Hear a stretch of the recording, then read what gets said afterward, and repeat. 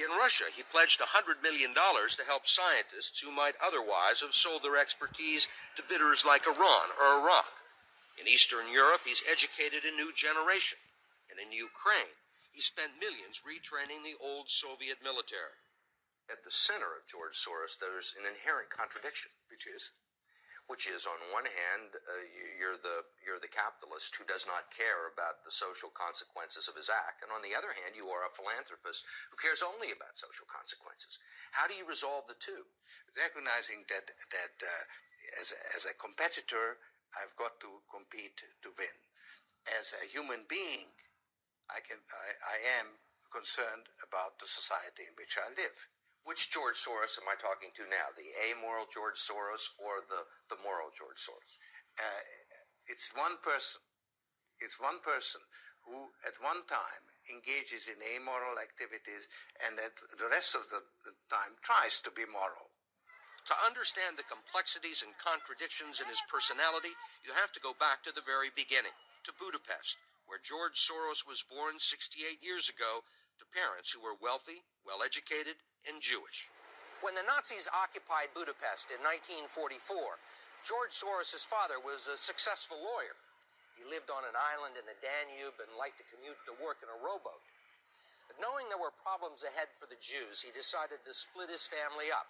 He bought them forged papers, and he bribed a government official to take 14-year-old George Soros in and swear that he was his Christian godson. But survival carried a heavy price tag. While hundreds of thousands of Hungarian Jews were being shipped off to the death camps, George Soros accompanied his phony godfather on his appointed rounds, confiscating property from the Jews. These are pictures from 1944 of what happened to George Soros' friends and neighbors. You're a Hungarian Jew who escaped the Holocaust by posing as a Christian. Right. And you watched lots of people get shipped off to the death camps. Right. I was 14 years old. And I would say that that's when my character was made. In what way? That one should think ahead, one should understand and anticipate events, and one is threatened. It was a tremendous threat of evil. I mean, it was a very personal experience of evil. My understanding is that you went out with this protector of yours who swore that you were his adopted godson. Yes, yes. Went out, in fact, and helped in the confiscation of property from the Jews. That's right. Yes. I mean, that sounds like an experience that would send lots of people to the psychiatric couch for many, many years. Was it difficult? Not at all. Not at all. Maybe as a child you don't see the connection, but it created no problem at all. No feeling of guilt. No.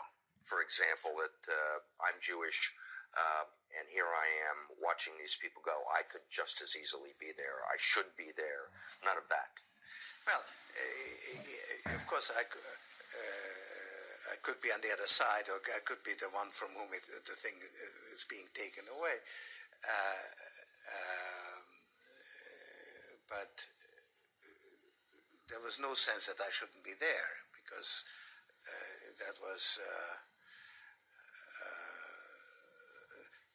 well, actually, funny way, it's just like in markets, that if I weren't there, of course I wasn't doing it, but somebody else would be taking it away anyhow. In other words, whether I was there or not, I was only a spectator.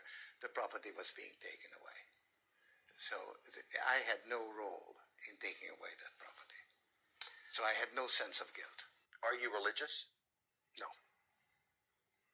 Do you believe in God? No. Did you see how much he smiled remembering his childhood when he was helping take this property from the Jews that are going to be sent to death camps? Let's remember, his name is Schwartz. That's an Ashkenazi Yiddish name.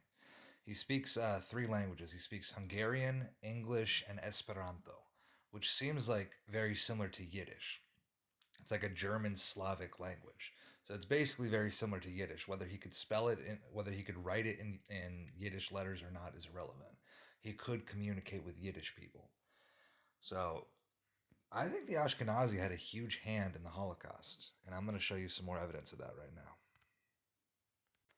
Okay, so this is Heinrich Himmler. He's a hardcore pagan Nazi SS guy. He's the one who's running basically the Gestapo and the SS. Hitler put him basically into position of power. So I think Hitler presented himself as one thing, but behind closed doors, he was something completely different. Himmler basically showed what the real face of Nazism was. It was not Christian. It was not Catholic. It was hardcore paganism. They wanted revenge against the Christians and against the Jews. And Himmler's role was basically to fulfill this Ashkenazi worldview, which is to create a one world government ruled over by Satan. So here he's giving a speech in Posen, which is Poland, talking about the Holocaust. So this is like the best proof that the Holocaust was known by the SS, but that for most people it was a secret. Just like the Night of Long Knives. They kind of kept that stuff under wraps.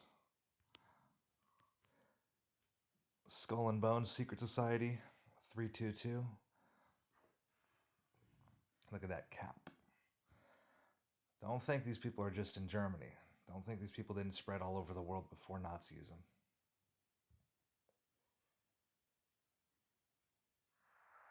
Das, was wir in unseren Rüstungsbetrieben leisten, wird, wenn wir es auch am Schluss des Krieges aufrechnen können, dartun können, eine sehenswerte und beachtliche Leistung sein.